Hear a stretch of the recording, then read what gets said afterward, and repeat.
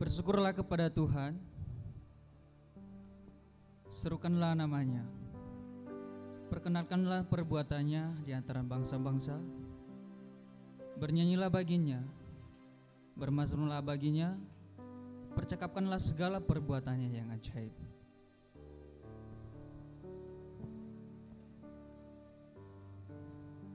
Masih kita bersikap saat teduh, mari kita merenungkan setiap kasih Tuhan dalam kehidupan kita.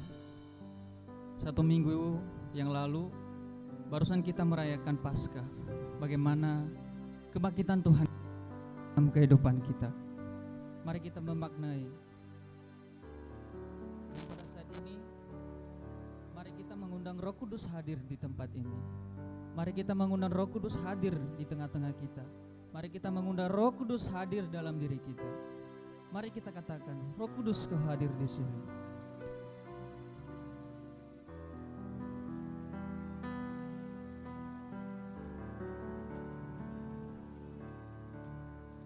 Roh Kudus Kau hadir di sini. Roh Kudus Ku mengasihimu.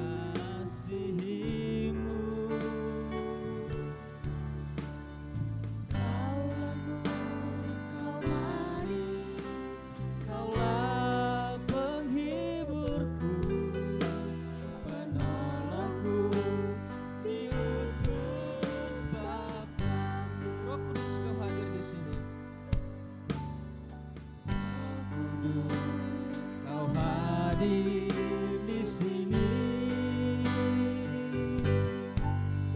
Roh Kudus, Ku mengasihimu. Kau lembut, Kau manis, Kaulah penghiburku, penolongku, diutus Bapa. Kami buka hati Tuhan, ku buka hati untuk Roh-Mu Tuhan. Kami buka hati Tuhan, ku buka hati untuk Hamba-Mu Yesus. Jamahlah kami, penuhi kami dengan kuasa Allah Maha Tinggi. Roh Kudus Kau hadir di sini.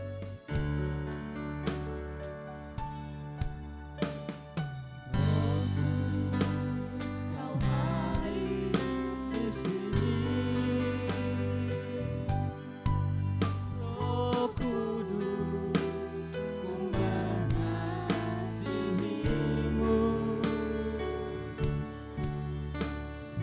Kau lembut, Kau manis, Kaulah penghiburku, penolongku, diutus Bapa-Ku. Kami buka hati Tuhan,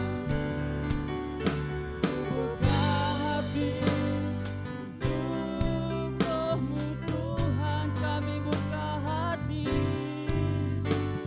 buka hati menyembah-Mu Yesus. Jamah kami Tuhan, jamahlah kami, penuhi kami dengan kuasa Allah Maha Tinggi. Ku buka hati, ku buka hati untuk Roh-Mu Tuhan.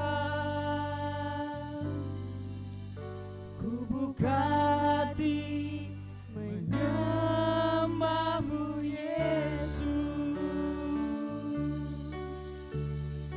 Jamahlah kami, penuhi kami dengan kuasa Allah Maha Tinggi.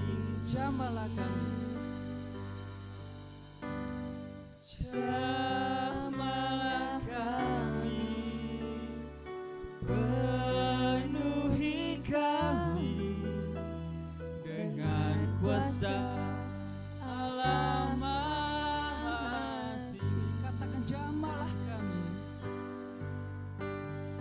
jamahlah kami, penuhi kami dengan kuasa Allah Maha Tinggi. Mari kita berdoa. Bapa kami yang kami kenal nama Tuhan kami Yesus Kristus sebagai Tuhan dan Juru Selamat hidup kami. Kami bersyukur pada pagi hari ini ya Tuhan, kami bisa bersama-sama beribadah di tempat ini. Tuhan sudah menolong kami 1 minggu lamanya. Kami sudah beraktivitas dan banyak melakukan hal. Itu semua karena pertolongan-Mu Tuhan. Dan pada saat ini kami datang sujud di hadirat-Mu. Kami mau menyembah, memuji Engkau. Kiranya persekutuan ibadah kami pada pagi hari ini berkenan dengan Engkau. Layakkan kami ya Tuhan. Kami tahu kami adalah manusia berdosa yang penuh dengan dosa. Tetapi oleh pengorbanan-Mu di atas kayu salib, Engkau sudah melunasi dosa kami, sudah selesai. Terima kasih ya Tuhan, pengorbanan yang Kau berikan kepada kami. Sucikan, kuduskan kami, layakkan kami pada saat ini untuk beribadah kepada-Mu. Terima kasih Tuhan, di dalam nama Tuhan Yesus Kristus kami telah berdoa dan mengucap syukur. Haleluya, amin. Masih semangat memuji nama Tuhan Bapak Ibu? Amin ya. Saya undang jemaat untuk berdiri. Mari kita merayakan, mari kita kabarkan bahwa Tuhan Yesus kita sudah bangkit dan sudah membebaskan kita dari belenggu dosa.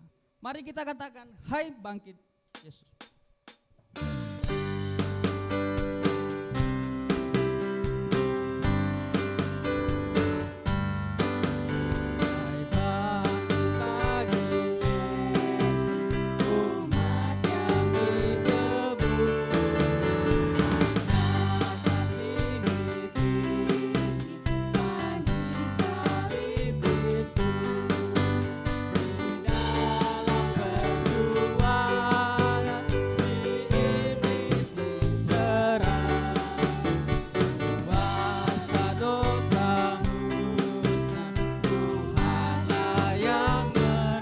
Bait kedua.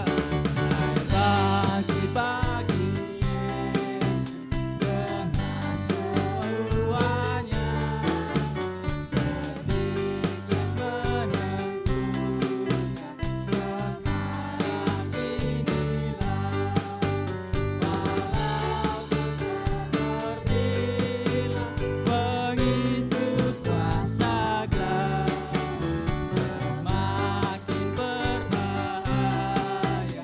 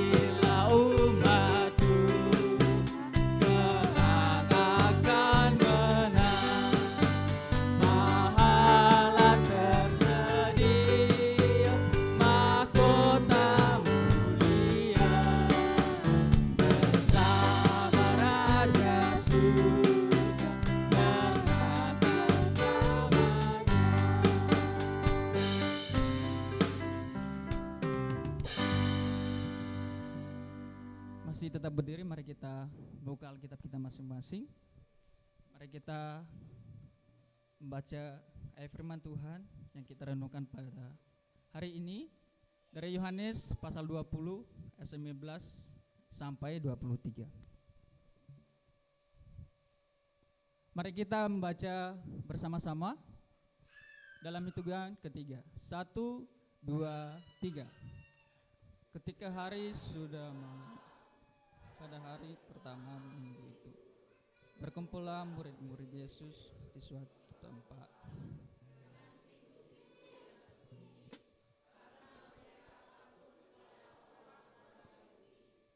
Pada waktu itu datanglah Yesus dan berdiri di tengah-tengah mereka dan berkata, "Damai sejahtera bagi kamu." Dan sesudah berkata demikian, Ia menunjukkan tangannya dan lambungnya kepada mereka. Murid-murid itu bersukacita ketika mereka melihat Tuhan. Maka kata Yesus sekali lagi, "Damai sejahtera bagi kamu. Sama seperti Bapa mengutus aku, demikian juga sekarang aku mengutus kamu." Dan sesudah berkata demikian, Ia menghembusi mereka dan berkata, "Terimalah Roh Kudus. Jikalau kamu mengampuni dosa orang, dosanya diampuni. Dan jikalau kamu menyatakan dosa orang tetap ada, dosanya tetap ada." Jemaat dipersilakan duduk kembali.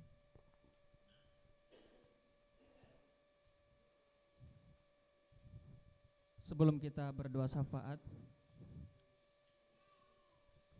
setiap pergumulan kita pasti banyak.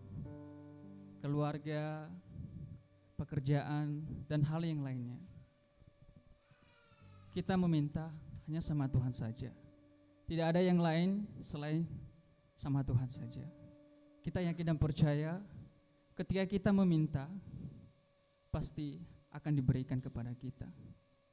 Tuhan tahu apa yang kita butuhkan, Tuhan tahu apa yang sedang kita pergumulkan. Kita semua percaya bahwa waktu Tuhan adalah waktu yang terbaik. Mari kita menaikkan pujian waktu Tuhan.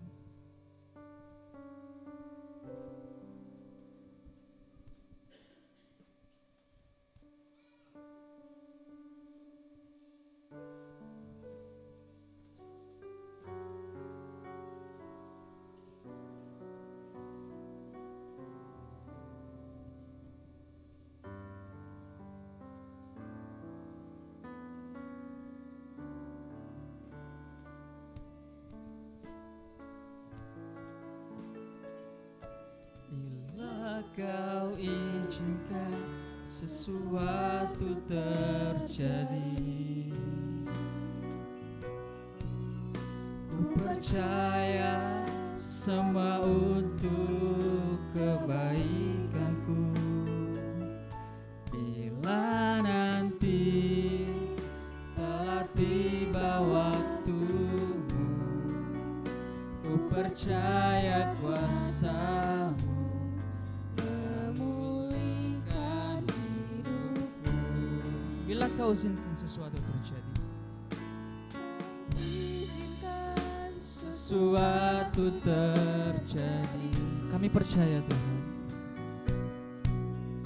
Ku percaya semua untuk kebaikanku.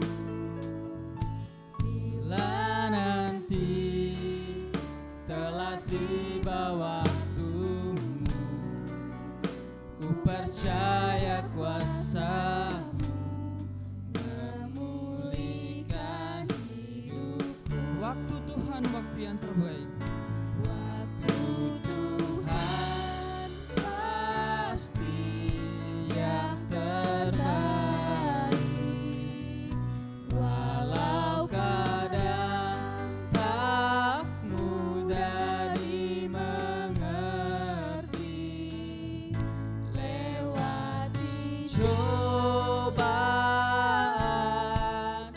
ku tetap percaya waktu Tuhan pasti yang terbaik.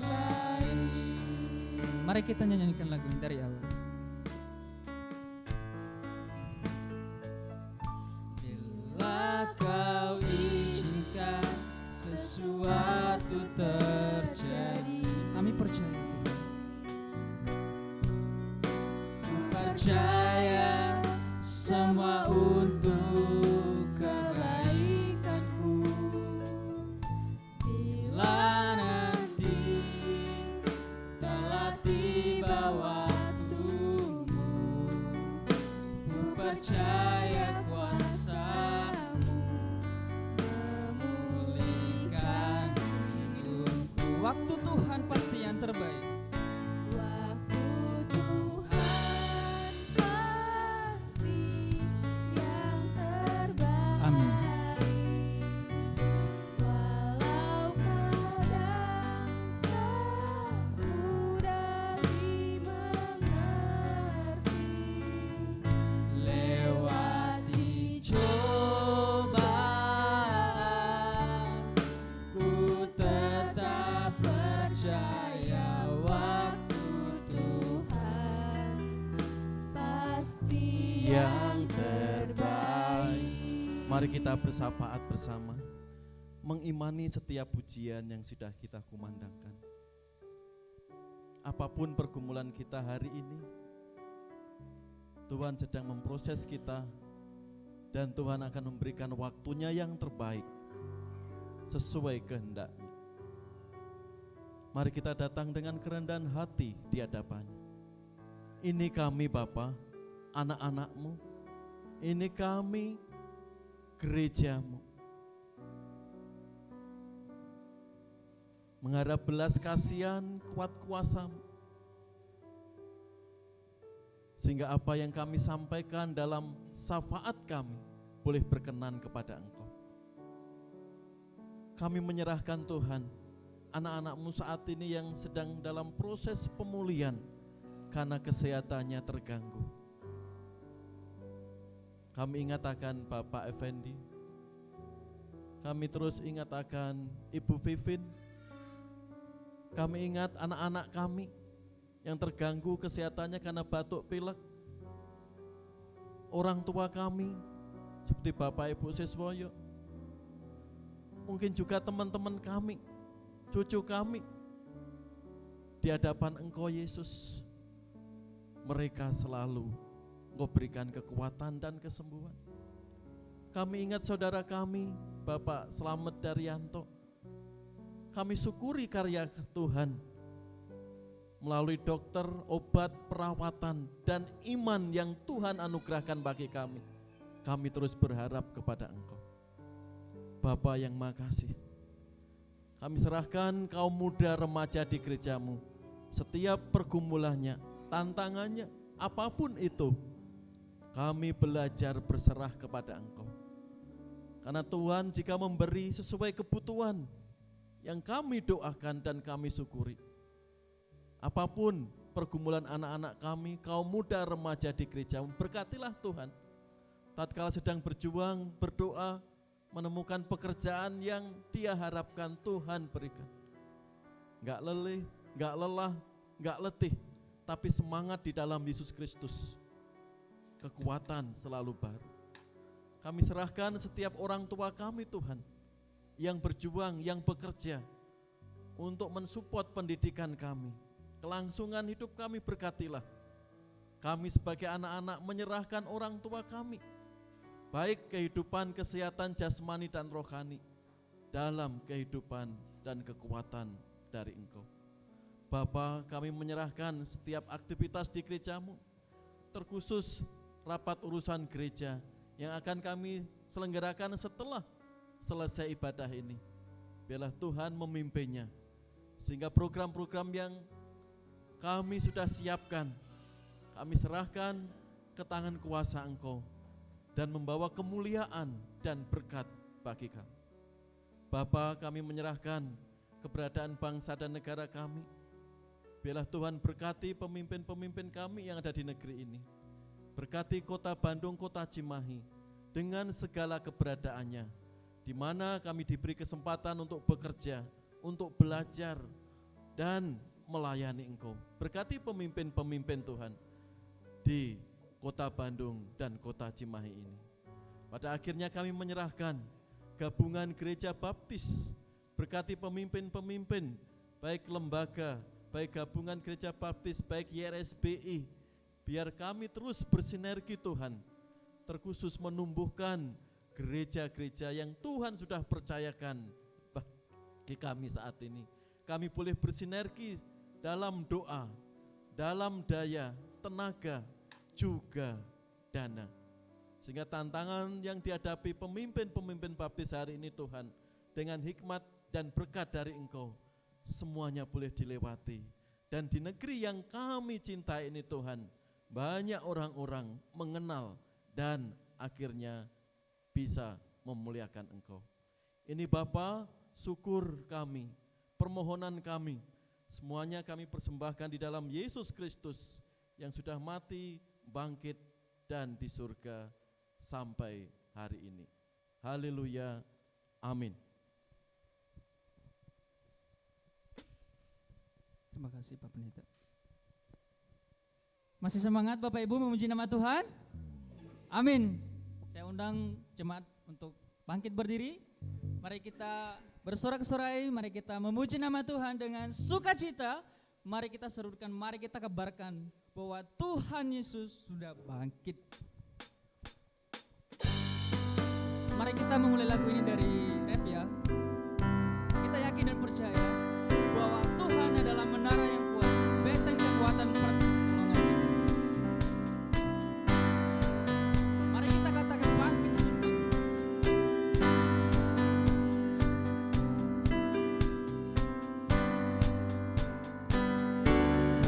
Nama Yesus, menara yang kuat. nama Yesus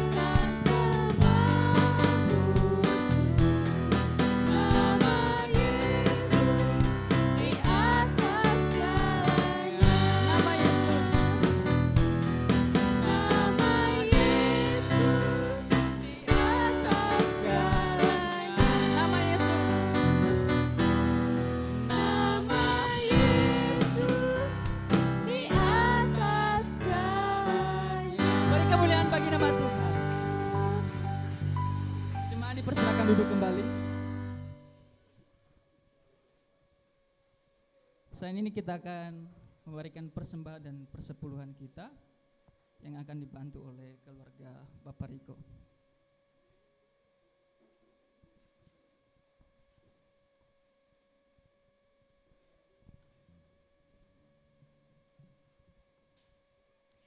Mari kita bersatu dalam doa. Tuhan Yesus, Allah Bapa di surga Tuhan, kami akan mengembalikan setengah perpuluhan kami Tuhan kepada Engkau Tuhan, kiranya menjadi berkat bagi kami semua Yesus. Terima kasih Yesus. Yesus, terima kasih Roh Kudus. Haleluya. Amin.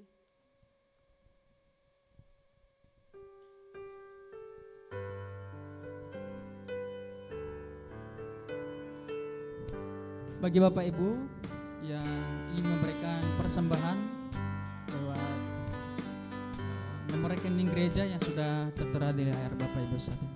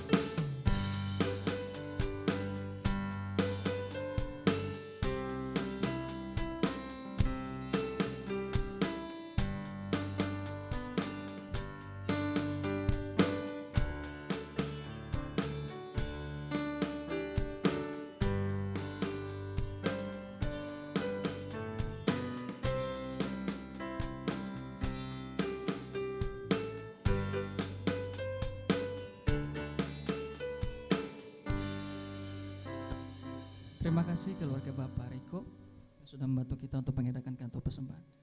Pada saat ini sebelum kita mendengarkan kebenaran firman Tuhan yang berjudul Belenggu Ketakutan, akan diantarkan kita untuk persembahan pujian yang istimewa oleh WBI. Kami persilakan.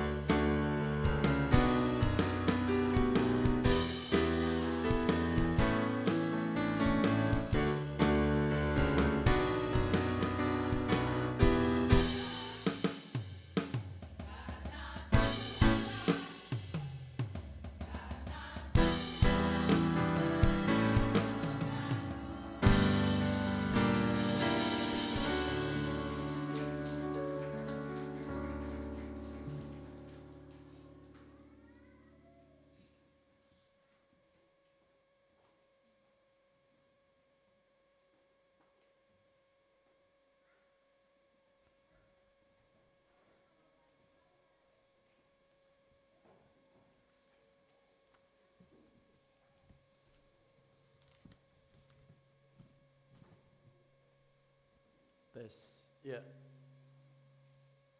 Ya. Terima kasih Yang Wibi. Ya. Dan persembahkan pujian itulah kehebatan Raja Wali. Tatkala ada badai, angin, ya, dia enggak sembunyi. Justru melawannya. Ya. Dan semakin terbang tinggi, ya. Badai ia lewati. Begitu pula dalam hidup kita. Ya. Tatkala ada masalah, tantangan, kita enggak sembunyi, enggak menyerah. Tapi kita hadapi seperti lagu tadi, bersama Yesus. Ya, semakin terbang tinggi dan bisa melewati tantangan kehidupan atau badai itu. Ya, hari ini ya, masih suasana Paskah, ya, kebangkitan Yesus Kristus, kita melihat belenggu ketakutan. Ya. Siapakah yang mengalami belenggu ketakutan atau keterikatan rasa takut yang luar biasa? Ya, mari kita berdoa terlebih dulu sebelum kita merenungkan firman Tuhan ini. Bapa yang di surga, kami siap merenungkan firman-Mu sehingga menjadi berkat bagi kami.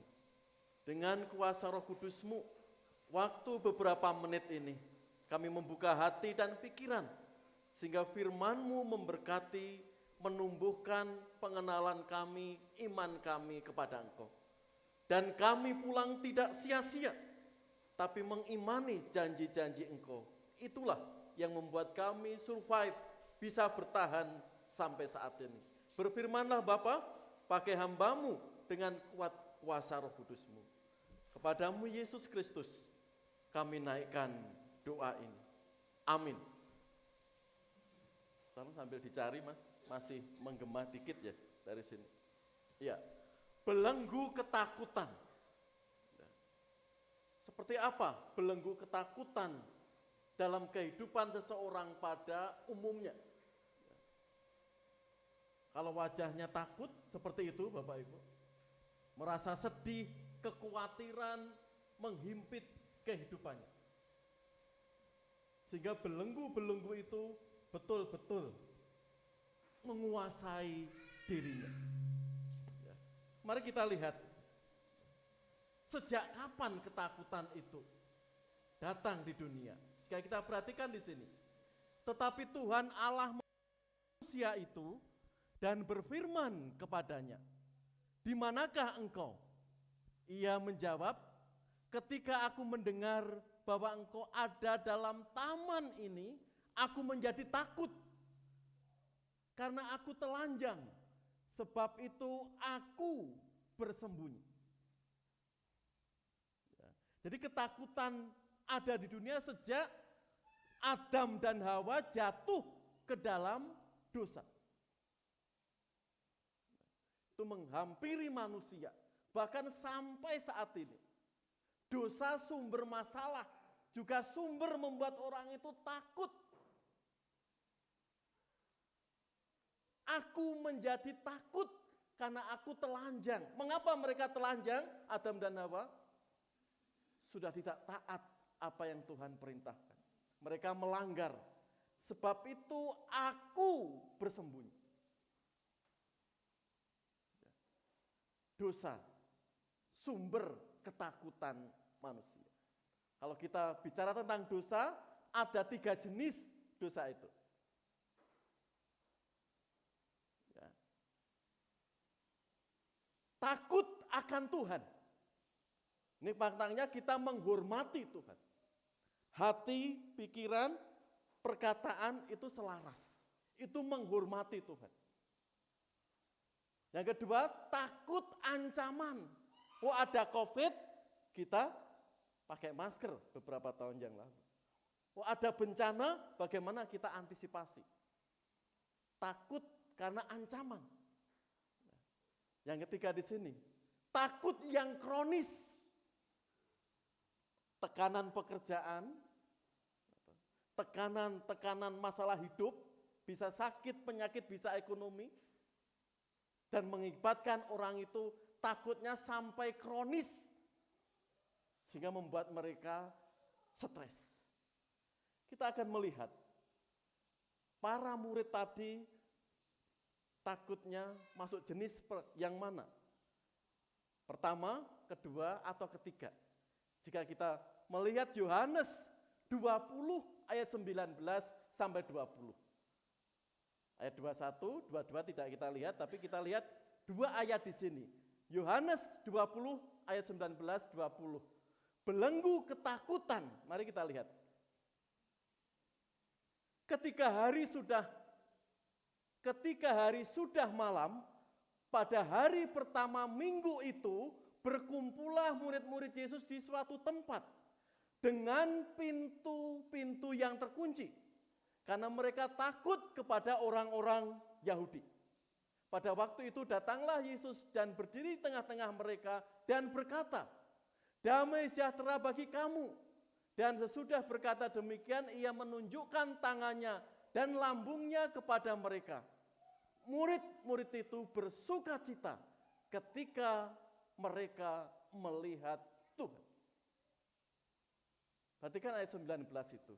Ketika hari sudah malam pada hari pertama minggu itu, berkumpullah para murid di suatu tempat dengan pintu yang terkunci, karena mereka takut kepada orang-orang Yahudi. Lanjut, Mbak.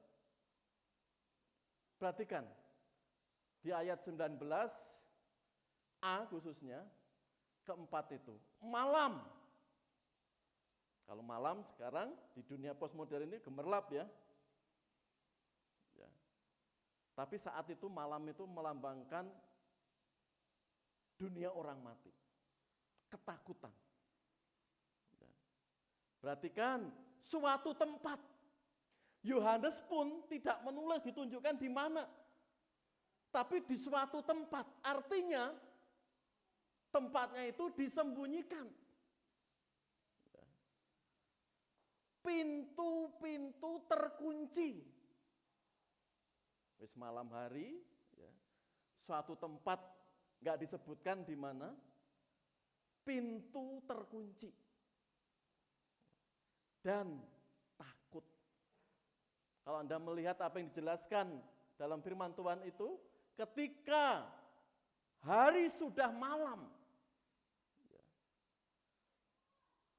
hari Minggu pertama itu berkumpullah murid-murid Yesus di suatu tempat dengan pintu-pintu yang terkunci karena mereka takut kepada orang-orang Yahudi.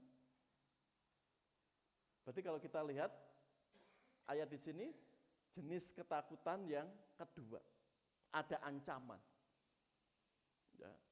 Dan jika itu terus dipelihara, jenis ketakutan yang ketiga tadi, dampaknya takut kronis. Suatu tempat, pasti kalau orang sedang tersembunyi apalagi takut, sudah tempatnya orang ini nggak mau informasi, nggak diberitahukan. Takut orang-orang Yahudi nanti menangkap para murid itu. Takutnya karena apa, Pak? Yuk kita lihat. Seandainya kita mengidentifikasi diri kita seperti para murid saat itu wajar ketakutannya. Kita perhatikan, dalam minggu Prapaskah, menjelang Paskah itu, saat Yesus berdoa di Taman Getsemani dan murid sudah sangat kantuk, Kamis itu, di mana gurunya ditangkap. Goncangan jiwanya bagaimana? Petrus saat itu membawa pedang, langsung Malkus kepalanya dipotong oleh Markus. Tapi Yesus di tengah situasi diam Petrus.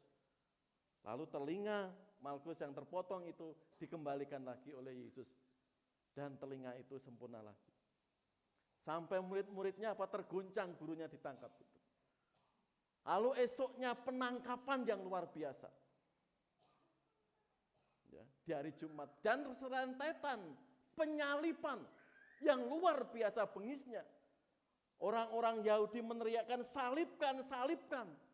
Tentara Romawi begitu perkasanya. Yesus disuruh memikul salib lalu mencambuk. Ya.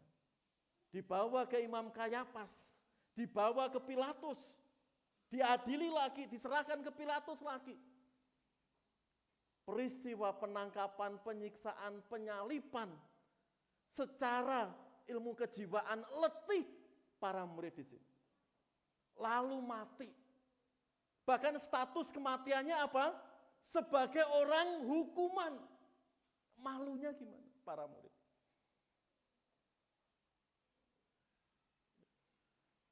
Inilah mengapa para murid itu takut yang luar biasa. Dia letih, saudara. Guru yang selama ini dikagumkan ternyata enggak berdaya. Terlebih orang-orang Yahudi. Gitu ya. Murid sudah, pasti setelah guru kita enggak ada, kita akan ditangkap. Setelah ditangkap, pasti dipenjara. Kalau bisa dibunuh seperti gurunya. Asumsi-asumsi itu, perkiraan-perkiraan itu terbenak di dalam para murid itu. Lalu dia katakan di suatu tempat, malam hari pintu terkunci, mereka ketakutan luar biasa. Bisa dinalar ya, logis. Kalau para murid itu mengalami ketakutan yang luar biasa. Lanjut Mbak. Kalau kita belajar dampak belenggu ketakutan, ya, orang itu tidak berani melangkah. Ragu mau melangkah, enggak optimis. Ya, secara ilmu kejiwaan kalau dikuasai rasa takut. Stagnan, enggak akan berkembang orang itu. Ya. Terus selalu merasa terancam. Ya. Mudah menyerah. Ada masalah dikit menyerah. Ada masalah sedikit menyerah. Akhirnya apa? Alkitab bilang, hidup kita kalau dibelenggu ketakutan, terikat akan ketakutan, kehilangan rasa syukur dan sukacita. Jadi dampak belenggu ketakutan seperti itu.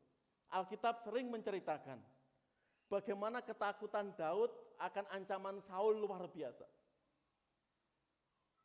Daud sampai supaya bisa lepas dari ancaman Saul sampai seperti apa?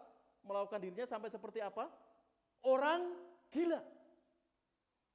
Karena Saul dan pasukannya mencari terus Daud supaya Daud bisa terbunuh. Daud sampai stres, sampai membuat dirinya seperti orang gila. Luar biasa ketakutan Daud. Yakub yang hari ini sekolah minggu diskusikan ya. Ya, jadi orang tua nggak boleh pilih kasih. Yang kita diskusikan. Itu yang paling bijak pasti Pak Wiyoto. Karena anaknya satu. Ya, nggak bisa pilih kasih ya. Ya. Mari kita perhatikan di sini. Yakub bagaimana Esau mendendam karena hak kesulungannya ia telah ambil. Tadi sudah didiskusikan banyak. Yakub mengalami ketakutan. Apapun dilakukan untuk melindungi dirinya. Sampai Tuhan intervensi kepada Yakub. Dan Yakub dikuatkan dalam mimpinya.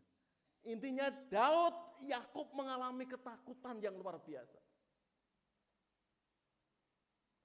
Elia ini diancam istrinya Ahab, yaitu Isabel.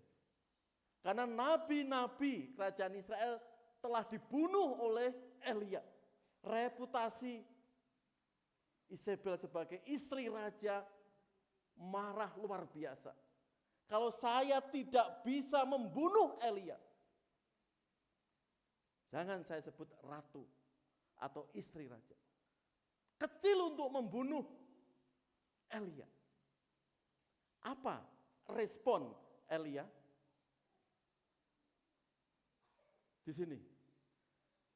Setelah mendengar ancaman Isabel, Elia seperti ini. Maka takutlah ia, lalu bangkit dan pergi menyelamatkan nyawanya. Dan setelah sampai ke Betseba, yang termasuk wilayah Yehuda. Ia meninggalkan bujangnya di sana. Tetapi ia sendiri masuk ke padang gurun sehari perjalanan jauhnya, lalu duduk di bawah sebuah pohon arar ponjara. Cukuplah itu. Sekarang ya Tuhan, ambillah nyawaku. Sebab aku ini tidak lebih baik daripada nenek moyangku. Sehari sebelumnya Elia melakukan pertempuran yang luar biasa. Bagaimana membasmi puluhan nabi raja Akab. Secara fisik letih. Saat secara fisik letih bagaimana? Ratu mengancam. Ciut Nabi Elia. Ya. Fisik sudah lelah, jiwa sudah letih. Campur ancaman istri raja. Lalu pergi dan mohon kepada apa? Cukuplah itu sekarang ya Tuhan, ambillah nyawaku. Seakan sudah menyerah Elia. Aku enggak lebih baik daripada nenekku yang sering mengecewakan engkau, menyakiti engkau. Sekarang ambillah nyawaku.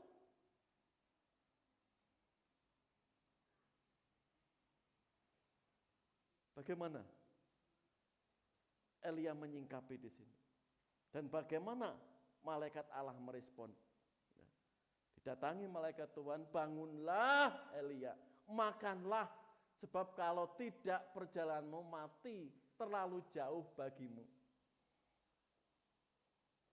Tuhan enggak menghakimi Elia, menyuruh makannya sudah, sekarang makanlah dulu. Perjalananmu masih jauh, makan minum yang cukup. Tuhan akan melihatkan dirinya di Gunung Horeb. 40 hari mereka berjalan. Disitulah Elia dipulihkan. Tapi yang jelas nabi yang hebat di sini telah mengalami kegagalan, merasa putus asa. Banyak nabi yang gagal. Tapi apakah mereka meninggalkan Tuhan, saudara, menghadapi kenyataan pahit itu? Ya. Kemarin Diakon Sidadi, waktu sharing PBI, Musa gagal. Ya toh Diakon? Gak diberi kesempatan masuk tanah Kanaan, cuma ngintip aja. Ya. Kenyataan itu memang pahit bagi Musa. Tapi Musa putus asa, kecil hati, minder, tidak. Meskipun Musa pernah marah-marah kepada Tuhan, Musa enggak kecut hati, Musa enggak tawar. Dia enggak iri kepada Yosua yang diberi kesempatan masuk negeri perjanjian tanah Kanaan. Tapi Musa tetap setia. Bagaimana Musa endingnya? Musa ditinggikan di atas gunung dan bertemu. Ditinggikan di atas gunung ya, untuk memuliakan Musa. Juga termasuk Elia. Itu berkat yang luar biasa. Juga termasuk Elia. Kan Yesus saat itu berdoa di Bukit Zaitun. Lalu melihat ya, lihat di Matius pasal 17 itu. Yesus dimuliakan di atas gunung. Di situ nampak seperti apa? Para murid menyebut, wah itu Elia. Oh itu Musa. Keberadaannya sudah di surga. Pernah dia gagal. Pernah mengalami ketakutan yang luar biasa. Tapi tidak pernah meninggalkan imannya. Menyangkali imannya. Ini yang perlu kita contoh untuk Musa dan Elia. Lanjut Mbak. Di tengah ketakutan para murid itu, Yesus datang. Pada waktu Yesus datang itu pada waktu itu datanglah Yesus dan berdiri di tengah-tengah mereka dan berkata, damai sejahtera bagi kamu. Dan sesudah berkata demikian, ia menunjukkan tangannya dan lambungnya kepada mereka. Murid-murid itu bersukacita ketika mereka melihat Tuhan.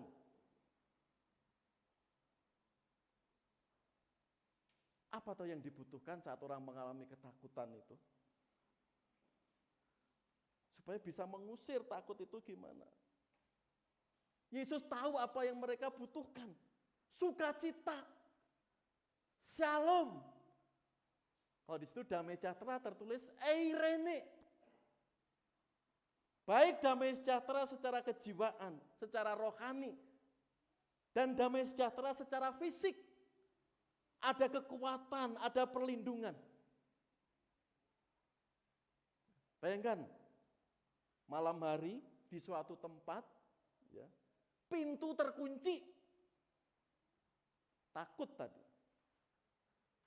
Tubuh kebangkitan Yesus Kristus mengatasi sekat-sekat dan bisa menerobos kekuatan alam yang di dunia ini. Setelah tubuh kebangkitan Yesus Kristus menjumpai para murid yang saat itu butuh kedamaian, butuh kekuatan, butuh sukacita. Yesus datang. Di sini saudara, damai sejahtera bagi kamu. Yesus selalu menyapa damai sejahtera bagi kamu. Lalu dia untuk meyakinkan para murid itu, ia menunjukkan tangannya ini dan lambungnya ini kepada para murid itu. Tuhan sudah bangkit. Lalu para murid itu bersuka cita. Perjumpaan dengan Tuhan membawa kekuatan para murid itu. Bagaimana para murid itu, Tuhan tahu justru inilah yang kamu butuhkan. Kekuatan dan rasa sukacita, rasa damai sejahtera itu. Meskipun situasi dan kondisi kamu sedang apa? Dicari oleh orang-orang Yahudi yang ingin menangkap, memenjarakan para murid itu. Di sini saudara, kehadiran Yesus menjumpai para murid memberikan keteduhan. Kekristenan itu masalah iman. Bukan masalah KTP-nya Kristen atau agamanya.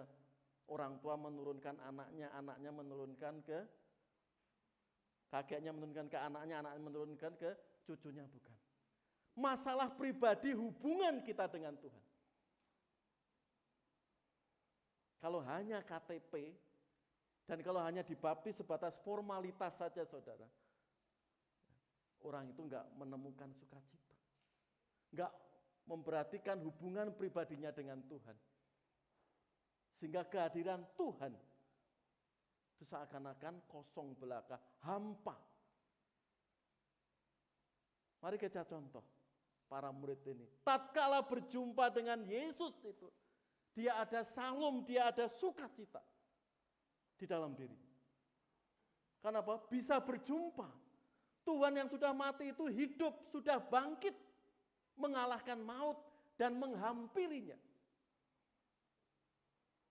Ingat, Tuhan menghampirinya, mencari para murid yang terbelenggu ketakutan itu. Itu yang Yesus lakukan. Jika ini enggak dicegah saudara, dampaknya luar biasa saat orang tidak menyerahkan hidupnya kepada Tuhan. Dampak ketakutan jika menguasai diri kita, belenggu ketakutan akan bahkan merenggut nyawa kita. Ada kisah ya, di Baghdad, saya tulis di buletin. Ya. Suatu saat penyakit pes atau sampar menyerbu kota Baghdad.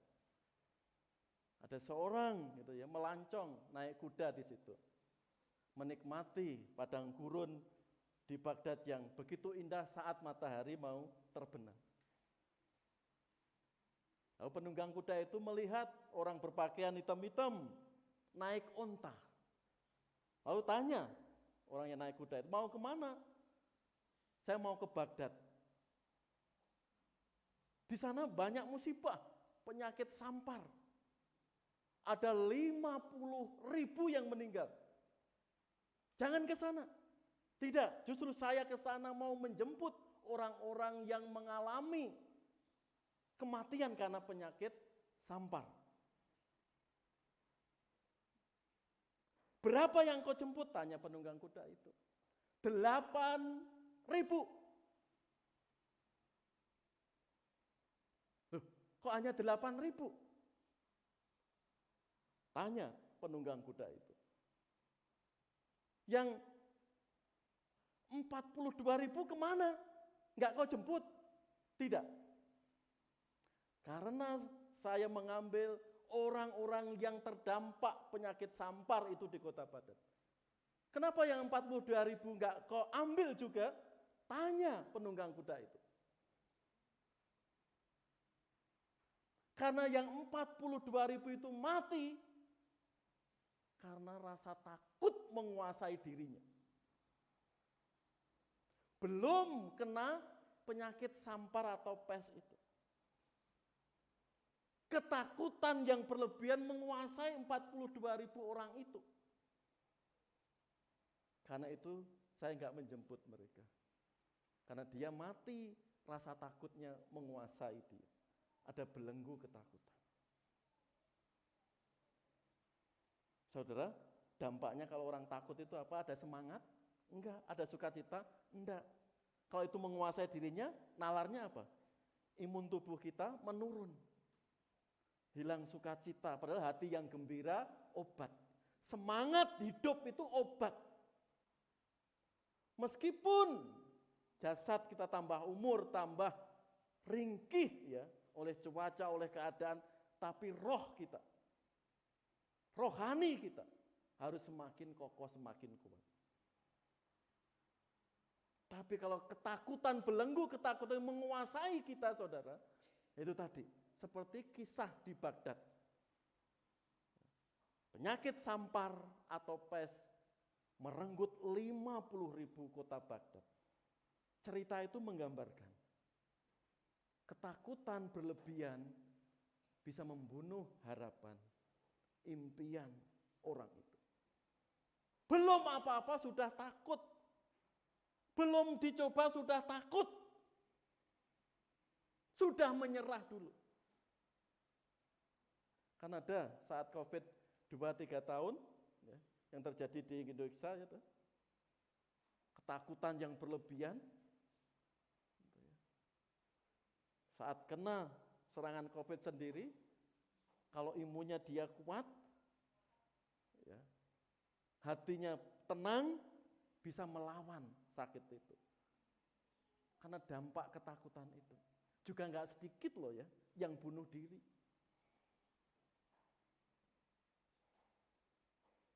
Mereka tidak dekat Tuhan, tapi melakukan hal-hal justru yang merugikan dirinya. Belenggu ketakutan jika tidak kita patahkan, saudara, membunuh semangat kita. Kan itu kita contoh bagaimana Tuhan memberikan semangat Yeremia dan Paulus mendorong keberadaan Timotius yang masih muda. Ya Mbak. Di sini ketakutan Yeremia, takut secara positif ya. Tapi jika itu terus membelenggu dirinya, dampaknya juga enggak menjadi nabi Yeremia. Maka aku menjawab, Tuhan Allah, sesungguhnya aku tidak pandai berbicara, sebab aku ini masih muda. Tetapi Tuhan berfirman kepadaku, janganlah katakan, aku ini masih muda, tetapi kepada siapapun engkau kuutus, haruslah engkau pergi. Dan apapun yang kuperintahkan kepadamu, haruslah kau sampaikan. Janganlah takut kepada mereka, sebab aku menyertai engkau untuk melepaskan engkau. Demikianlah firman Tuhan. Ini kemarin juga renungan Diakon Sidadi ya, di ratapan, penulisnya Yeremia. Ada rasa ketakutan Yeremia. Luar biasa. Bayangkan 40 tahun menjadi nabi di Yehuda. Banyak orang gak bertobat. Apakah salah firman Tuhan yang didengar? Apakah salah Yeremia? Bangsa itu semakin tegar tengkuk. Yeremia sampai menangis di hadapan Tuhan 40 tahun. Apakah kurang jelas pengajarannya? Bangsa itu enggak membuka hatinya. Enggak hormat kepada Tuhan. Kan itu Yeremia berkeluh kelas, berseru kepada Tuhan. Tapi janji Tuhan. Tatkala Yeremia merasa, aku ini masih muda, enggak layak. Jangan takut. Aku menyertai engkau. Timotius, saya yakin sebagai ibu, sebagai nenek, gitu ya, untuk melepaskan Timotius yang masih muda mau ikut Paulus menjalankan misinya, sebagai nenek, sebagai ibu pasti apa? Ada perasaan apa? Was-was. Paulus pasti juga ada itu. Tapi apa? Paulus katakan, jangan seorang pun menganggap engkau rendah karena engkau muda. Jadilah teladan bagi orang-orang percaya. Dan dalam perkataanmu, dalam tingkah lakumu, dalam kasihmu, dalam kesetiaanmu, dan dalam kesucianmu. Timotius menyadari masih terlalu muda. 16, katakan sampai 18 tahun usia Timotius terlibat misi Paulus itu. Apalagi kesehatannya Timotius bagaimana? Di dalam 1 Timotius 5 ayat 23, Timotius selain minum air, juga minumlah anggur, supaya pencernaanmu baik. Artinya secara fisik pun Timotius gak hebat gitu ya. Juga mudah atau rentan sakit. Tapi untuk terlibat misi ini, kamu pasti bisa. Hidupmu jadilah teladan. Kuncinya di situ. Ya. Saudara, jangan kelemahan kita jadikan alasan untuk kita maju di dalam Tuhan. Kaum muda, gitu. Saya enggak fasih Pak, saya enggak bisa. Belajar dulu, coba dulu.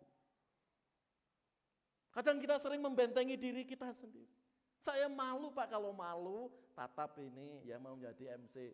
Tatap yang di tengah di sini. Jangan tatap mata Mas Luis. Jangan tatap mata Pak Sitanggang. Jangan tatap mata Pak Parjo. Tatap di tengah di sini untuk mengatasi, karena saya dulu juga gitu. Tegang, malu gimana, kurang pede gimana. Tapi tatkala ada kesempatan, coba dulu. Kesia PR ya, nanti BL ya, 2 bulan mendatang. Sudah mencoba di jam doa. Ya. Sehingga pengganti-pengganti Pak Mister, Diakon Sidadi yang di depan di sini, BL di sini, ada pemuda-pemuda yang hebat. Ya. Kesempatan itu yang mau terlibat pelayanan, WL teruji. Mencoba dulu.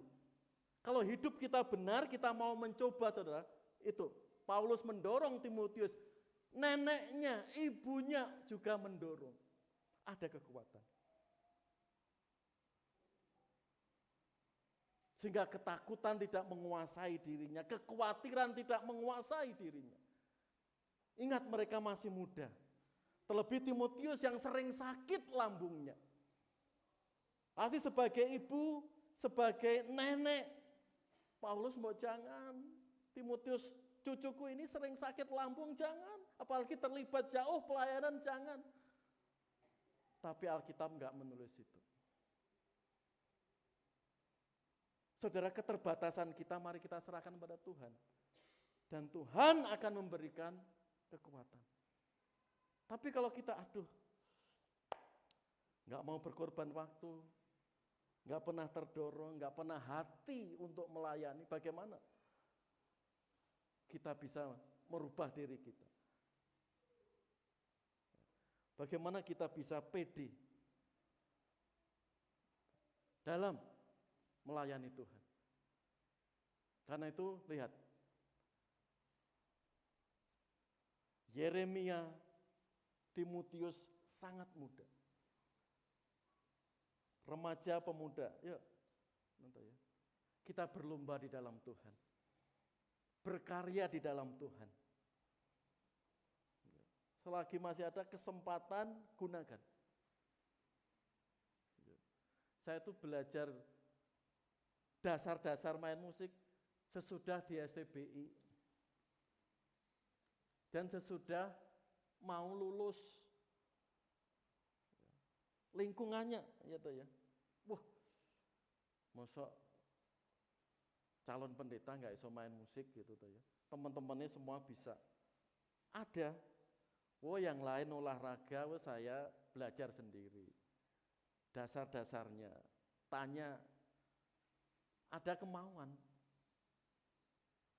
Setelah gitar, meskipun nggak pinter tahu gitu ya. Lalu, ini ada berkat, nabunglah, pengen beli keyboard, meskipun kecil, jelek gitu ya. Karena pengen, sudah bisa gitar, terapkan sendiri. Kalau sekarang tambah enak ya Gerin ya, belajar di YouTube ya toh Kevin, belajar gitar, belajar drum di YouTube lebih enak. Kunci-kunci lebih enak, tinggal kemauan saja. Semuanya sudah tersedia. Cari yang susah dulu, Pak Yo gimana? Bu Putih gimana? Ma gimana? Nek gimana sekarang? Anak-anak nggak nyebut itu, larinya ke Mbah Google. Pelajaran sulit seperti itu. Kan tuh kalau anak itu cerita dari sekolah, orang tua buka telinganya, dengar baik-baik. Karena komunikasi mulai di situ. Kalau enggak, wis nggak pernah tanya, masalah susah buka HP, masalah ada ini tanya ke HP, komunikasi ke orang tuanya, kering akhirnya. Kalau orang tua nggak proaktif mendengar anak, nggak menanyai anak, ya udah, kita nggak nikmati gitu ya keluarga yang diinginkan oleh Tuhan. Kembali ke sini, kemauan. Lalu saya bisa dasar-dasarnya, lalu saya tularkan ke Cia. Saya cuma bisa dasarnya. Kalau ngelesi ke dasar ke orang lain, apalagi klasik kan mahal. Saya tularkan ke Cia, ini dasar-dasarnya cuma not angka. Kembangkan. Lalu dikembangkan. Di sini saudara, kalau ada kemauan, Tuhan buka jalan. Paling enggak anak itu mempunyai satu skill. Apalagi di sekolah ya sekarang ekstrakurikuler itu terus jadi dorong. Ada band, ada silat, ada apapun gitu ya. Sekolah memberikan selebar-lebarnya ekstrakurikuler. Orang tua harus mendorong, memanfaatkan itu. Anak saya cocoknya di mana? Karena dunia sekarang kalau kita lulus nilai bagus, nggak ada skill saudara. Apalagi EQ sosial kita rendah, kita susah untuk bersaing. Lebih baik nilai kita pas-pasan, tapi anak kecerdasan sosialnya, kecerdasan emosionalnya stabil, kecerdasan religiusnya bagus, pasti dia bisa survive. Di tengah-tengah tantangan gerusan zaman yang luar biasa. Inilah harapan. Ada keterbatasan. Ketakutan itu jangan menguasai diri Yeremia maupun Timotius.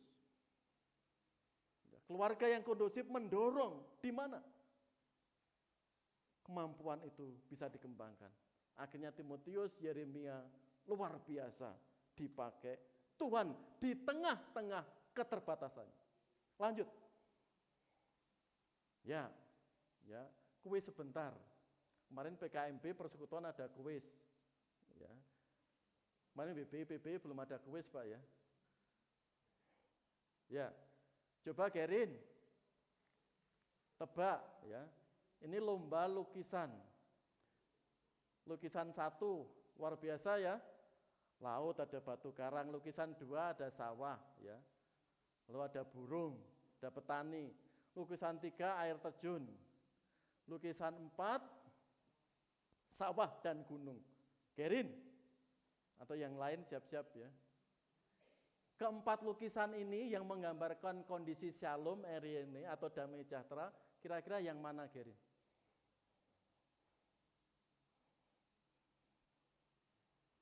Enggak bisa? Dioper ke siapa? Andreas? Ya, Andreas. 1, 2, 3, 4 ini. Keempat lukisan ini. Di sini yang menggambarkan kondisi keadaan shalom, damai sejahtera, lukisan keberapa? 1, 2, 3, 4, A, B, C, D. Andreas? Andreas? Ya, lukisan nomor 4. Oci? Lukisan nomor? Setuju sama Andreas 4? 4.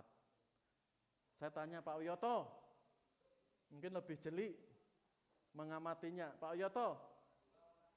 2. Oke. Mungkin ibu-ibu lebih jelimet, lebih jeli. Ibu Budi? 4. Kevin? Ya, Vin. Lukisan nomor berapa, Vin? 4. Tapi siapa nomor 1 tadi? Iya. Oke, ya. Pak Sitanggang, gitu. Nomor 2. Oke. Ternyata yang menjawab betul nomor, iya. Gerin berapa? Alasannya? Karena?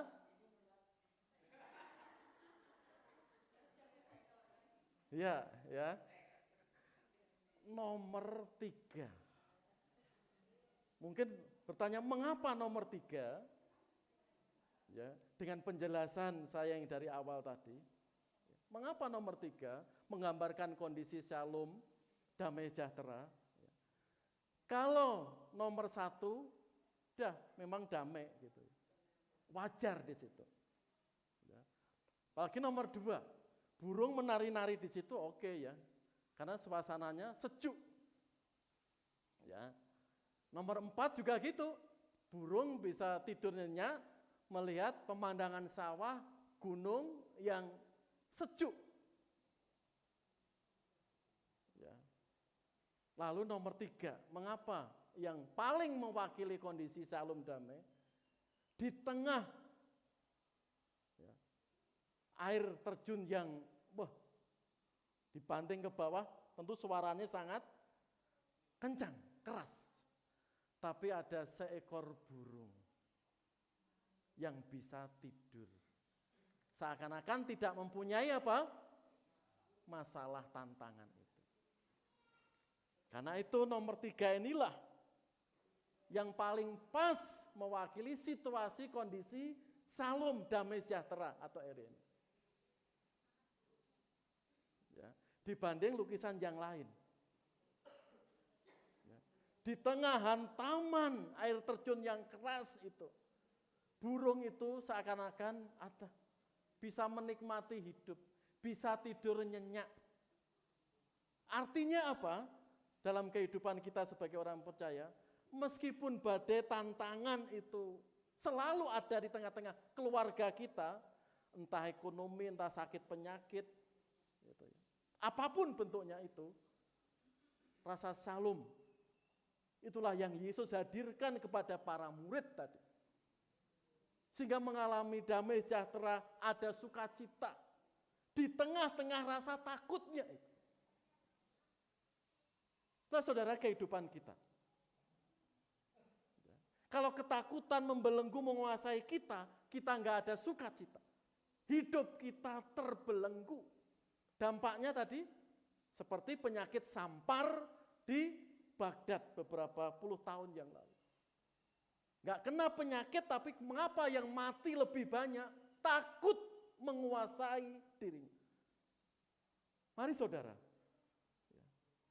bersama Tuhan yang sudah menyelamatkan raga kita. Yang terakhir Pak, kita selalu datang kepadanya. Menggambarkan bagaimana Allah kita. Jangan takut. Badai apapun, masalah apapun di mata kita, di depan kita. Yesus sudah bangkit. Yesus menjamah, menguatkan kita. Dan kita diberikan kekuatan dan kemenangan. Ayat yang terakhir mari kita baca. Mari kita baca sama-sama. 3, 4. Janganlah hendaknya kamu khawatir tentang apapun juga. Tetapi nyatakanlah dalam segala hal keinginanmu kepada Allah dalam doa dan permohonan dengan ucapan syukur. Damai sejahtera Allah yang melampaui segala akal akan memelihara hati dan pikiranmu dalam Kristus Yesus. Seperti pujian yang Wibi tadi. Bagai Raja Wali, ya, semakin tinggi terbangnya, bisa melewati badai. Demikian pula kita. Jangan dikuasai rasa takut, rasa cemas, rasa khawatir yang berlebih. Apa yang sedang terjadi mungkin kita alami hari ini, mungkin esok. Di situ, dengan berdoa dan bersyukur, itu lihat. Damai sejahtera Allah melampaui segala akal kita. Dan memelihara hati dan pikiran kita. Dalam Kristus Yesus. Amin Bapak Ibu. Amin Bapak Ibu. Melampaui pikiran hati kita. Kalau Kristus sedang memberikan kekuatan. Di tengah tantangan ada shalom. Di tengah himpitan ada damai sejahtera. Di tengah kesulitan masih bisa apa? Mengucap syukur. Tuhan kita sudah hidup. Dia menghampiri kita. Dan kehadirannya membuat hidup kita ada damai, ada kekuatan. Meskipun tantangan, musuh itu menghampiri dan kita akan melewati. Amin. Mari kita berdoa. Kami siap untuk mendengarkan suara-Mu. Kami siap untuk belajar firman. Dan kami siap untuk datang kepada Engkau. Sehingga hidup kami tatkala ada ketakutan, kekhawatiran yang mungkin saat ini sedang terjadi dalam keluarga kami, pribadi kami. Sehingga kami kehilangan damai sejahtera, sukacita hari ini Tuhan. Engkau datang menjamah kami. Sehingga kekuatan dari-Mu itulah Tuhan sumber damai sejahtera kami. Kami bersyukur boleh belajar dari firman-Mu, dari orang tua kami. Tantangan sedikit pun kami tidak mundur. Dan biarlah itu Tuhan yang membuat pegangan kehidupan kami. Teladan iman yang hidup, mereka tetap Engkau pakai memuliakan nama-Mu. Terkhusus kami serahkan Tuhan kaum muda remaja di gereja-Mu ini.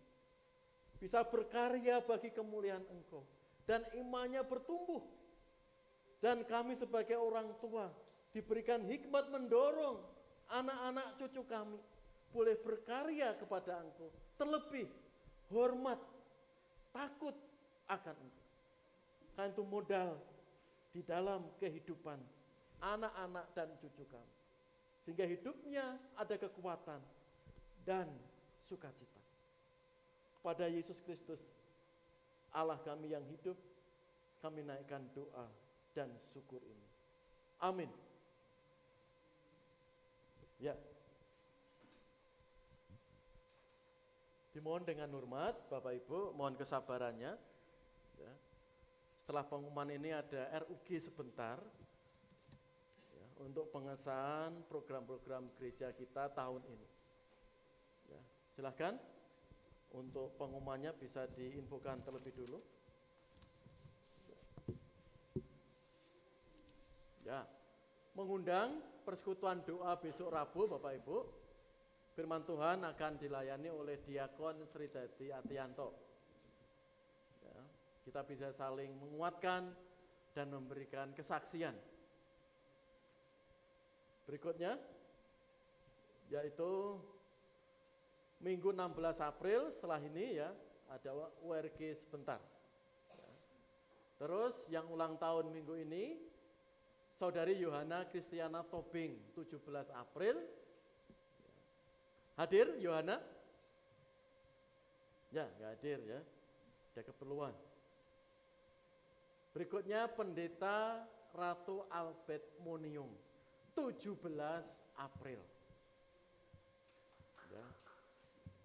Ya, ini besok akan dirayakan di Jakarta Selatan, di rumah makan bla bla bla bla.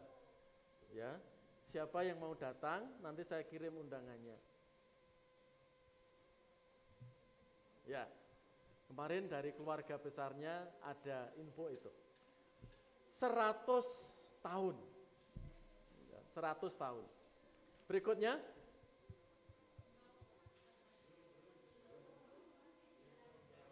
sorry maaf, 90 tahun, maaf, ya, di tulisan undangan 90 tahun, ya, itu, ya. Ya, berikutnya, Saudari Diah Angel Margareta, 19 April, ya. Berikutnya, Ibu Katarina Pari Purnawati, 20 April.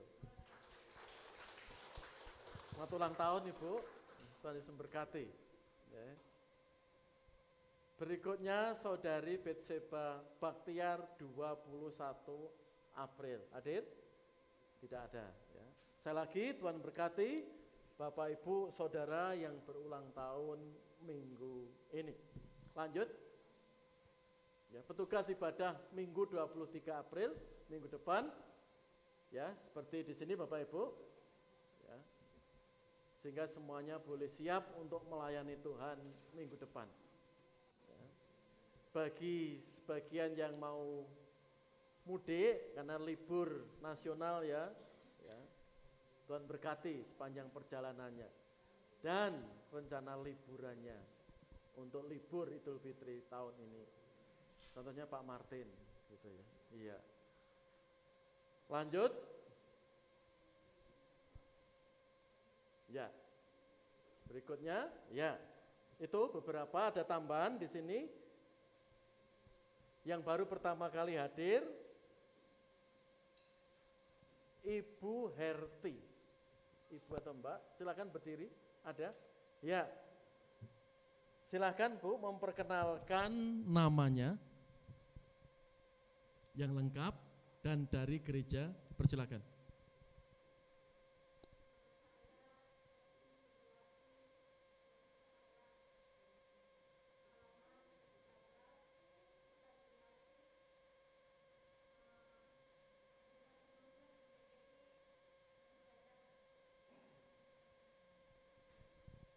Udah? Ya, makasih Berti ya, dari Batu Jajar. Ya. Mungkin minggu berikutnya ya jika berkenan bisa hadir kembali Berti. Kasih. Berikutnya Mbak Yuni Manjurang. Ya. Silakan.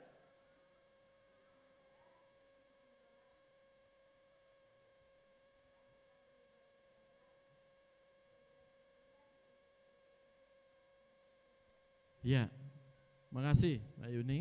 Ya.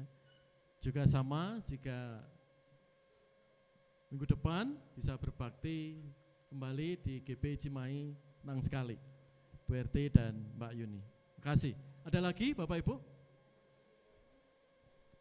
Ada lagi? Ya, enggak ada. Ya. Sebelum doa berkat, mohon kesabarannya Bapak Ibu. Ya. Sudah saya sampaikan Senin pagi, ya, Rabu pagi gitu ya, untuk program-program gereja kita tahun ini ya. Diharapkan hari ini bisa rapat urusan gereja ya secara singkat ya. Diharapkan teman-teman jemaat sudah membacanya. Jika kita lihat di sini mungkin 50% plus 1 ya yang hadir. Bisa? Ayo Daniel, 50% plus 1 ya, diharapkan baru sah program gereja kita ya. Ya. Bapak Ibu, diharapkan semuanya sudah membaca dan hari ini di RUG-kan ya. Panitia perancang gereja ya, sudah membuat program kita seperti tertulis yang sudah diinfokan. Jika ada hal-hal yang kurang jelas, ya, panitia PI, panitia keuangan, kedukaan, PBI, BPI, ya, semua hadir di sini. Ya. Oh ya, kecuali Bu Parti ya sudah mudik kemarin, BPI. Tapi ada Bu Ratna, ada Ibu Mariana. Ya. Jika ada hal-hal yang ditanyakan, bisa untuk siang hari ini. Sekali lagi untuk mempersingkat waktu ya, sudah jam 11:10 ya.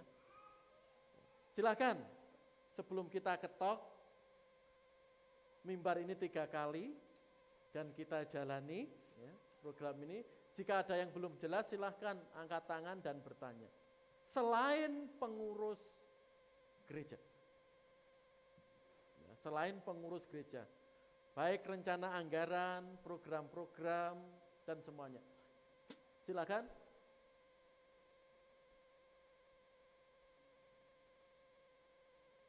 Sudah membaca Bapak Ibu?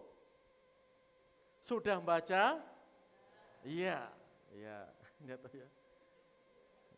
Betul Vin, sudah membaca Vin? Sudah? Ya, sekali lagi sudah dibaca Bapak Ibu? Gaya itu enggak tegas itu. Sudah dibaca Bapak Ibu Saudara? Sudah? Ya. Oke, ya. Jika sudah dibaca, sudah jelas atau ada yang mau ditanyakan silahkan angkat tangan. Halo?